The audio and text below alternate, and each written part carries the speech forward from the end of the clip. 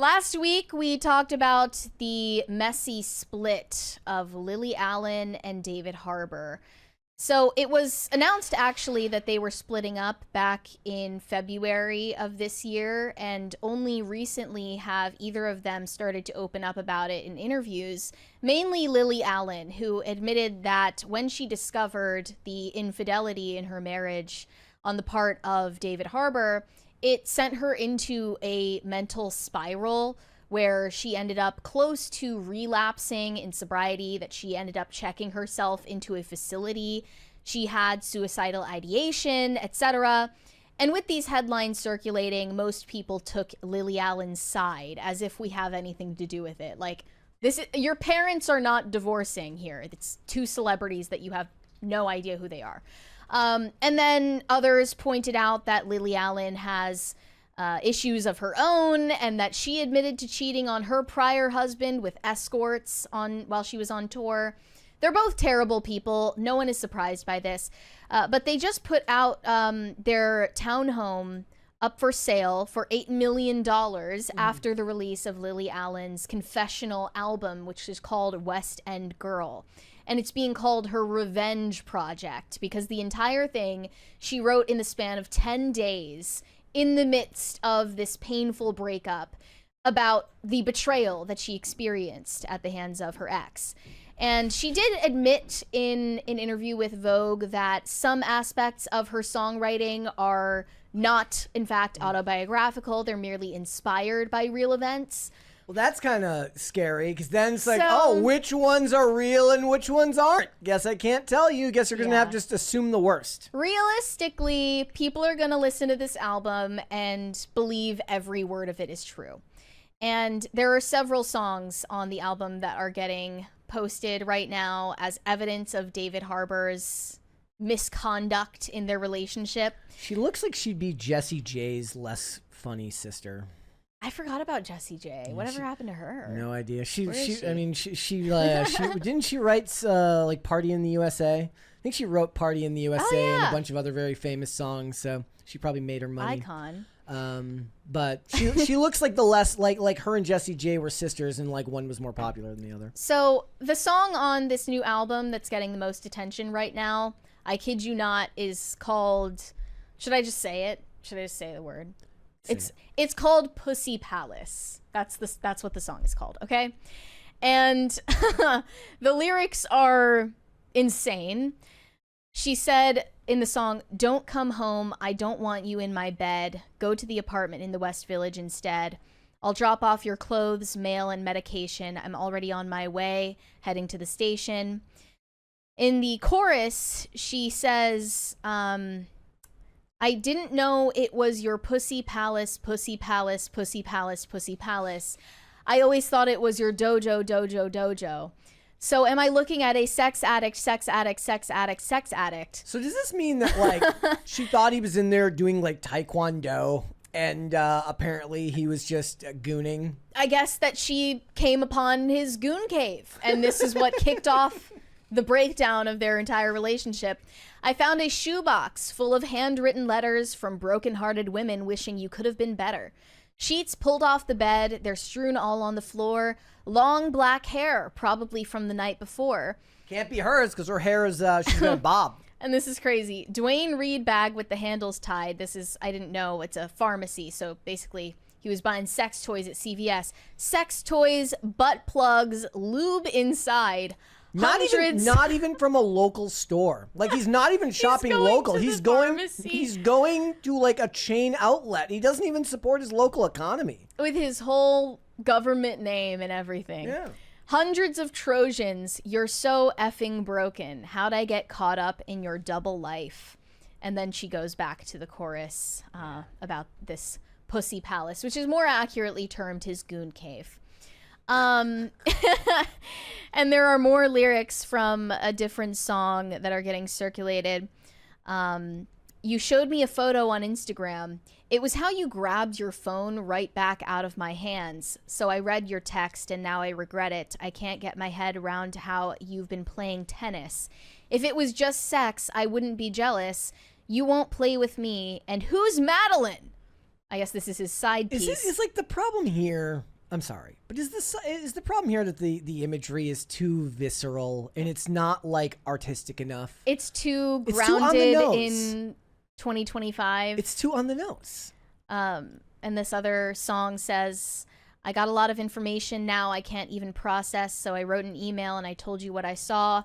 Then you came up to the bedroom and you made it all my fault. You moved the goalposts, you've broken the rules. I tried to accommodate, but you took me for a fool. How long has it been going on? Is it just sex or is there emotion? He told me it would stay in hotel rooms, never out in the open. Why would I trust anything that comes out of his mouth? Oh, why would I trust anything that comes out of his mouth? Yeah. And it's basically all about how she ignored all the red flags. I mean, they got married in Vegas after meeting on a celebrity dating app called Raya, so, you know, you could say that was a sign that this wouldn't last very long. And in another song, she is talking about how she got a lead role in a play on London's West End, which is a huge deal for her career. And that is actually currently playing in London. It's called 222, a ghost story or something. Okay. Anyway, she wrote this song about when she received the news, and she told him about getting the role.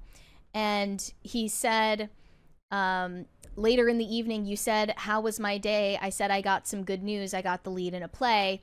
That's when your demeanor started to change. You said that I'd have to audition. I said, you're deranged. And this leads me to a note that he wrote her about her role in the play back in 2021 that for some reason she felt was a good idea to post. He wrote to her, my ambitious wife, these are bad luck flowers, because if you get reviewed well in this play, you'll get all kinds of awards and I'll be miserable. Signed, your loving husband. Is this just, look, it's almost too ridiculous Yikes, to believe that this isn't some type of inside joke. It's giving Kristen Bell and Dax Shepard, yes, where they're threatening to kill each other. Like it's, I don't believe, a joke. I don't believe for a second that he did this in malice. This is like this is their humor between the two of them. No, his cheating says more about the content of his character than the note that he wrote her about her, like him being jealous of her career. You're not gonna tell me that a guy, maybe I'm wrong, but he's extremely successsul. Mm-hmm. He's ridiculously successful. He has no reason to feel threatened by his wife. He is the more famous of the two. By far. By far. Like, he just is. And I don't buy it. I believe that he's a shitty person, you know, judging by the Dwayne Reed bag. Dwayne Reed should start releasing their own version of, like, an actual purse bet. Like they should have their own Birkin. Album. They have their own Birkin. Yeah. Yeah. Yeah. Bro is just out here with his face showing, being an A-list celebrity.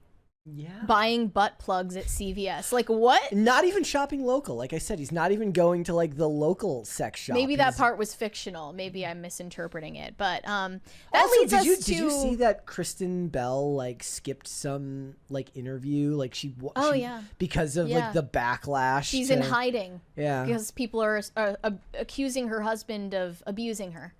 Because he joked about killing her on their anniversary. Anyway, that leads us to, suitably, the homicide allegations against David Harbour. Yeah. I didn't know anything about this until people were resurfacing the headline. I had never heard of this. But 10 years ago, this was, back when Stranger Things was taking off. It was the Obama administration. It was a different country. But 10 years ago, a woman mysteriously jumped to her death out of David Harbour's apartment in Manhattan. And it was reported at the time as a terrible tragedy. She was 29. She was staying at David Harbour's apartment at the time, but he wasn't there. He was reportedly at a movie premiere in Toronto when she jumped out of the window. And he said cryptically that she was someone who struggled and he was trying to help her. Now he's being accused of murder. I don't know what to make of that, but he wasn't there. It's giving Ashton Kutcher vibes. Like Ashton Kutcher has had homicide allegations following him for a while now. And that was followed up in 2017 by another woman who ignored his red flags. This is anonymous, of course, so take it with a huge pinch of salt. I wrote a fan message to my TV show crush in 2017, and he got back to me. This is David Harbour. I didn't believe it was really him. We corresponded for a while, and he eventually revealed that it was actually him, and I was mortified because I had been very candid and real. He offered to fly me from Canada to an event in Vegas to spend time with him. I agreed. When I was in the airport, I Googled him to find relevant things to talk about, and I found out a young woman my age had recently jumped out of his apartment window and killed herself. That was the first red flag. Or second, a famous man nearly twice my age flying me to Vegas was the first red flag, but I ignored it into oblivion. Well, okay, so the argument here is also like, yeah, the red flag would actually be that the woman who, you know, jumped out of off the balcony, given the fact that he wasn't there, probably had mental issues, and doing something like sending a message to some guy and then going there would indicate as such that you might also have actually. You might also have mental issues. Yeah. I get there. I think it's going to be pure magic. It's very Vegas. He's pompous and likes to talk about being crazy. I think we're going to have this nice romantic time. He leaves only his shirt and socks on the whole time. He put his Vegas finger in my mouth without warning. Okay, that's an interesting euphemism. I'm laughing out loud at how much pressure I felt to put on the best performance of my life. Later, he talks about his F-buddies, who are mostly married long-term friends with kids, and how their bodies weren't the same after a second baby, but fine after the first. But not the first. I'm a mother, and he assured me that my beep was still fine. Barf.